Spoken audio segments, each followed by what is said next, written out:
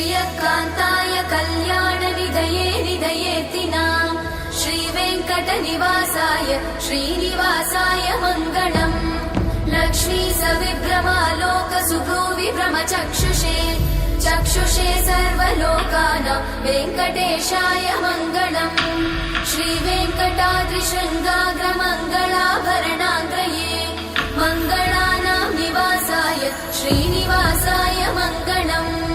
सर्वावयव सौन्दर्य सम्पदा सर्वचेतसां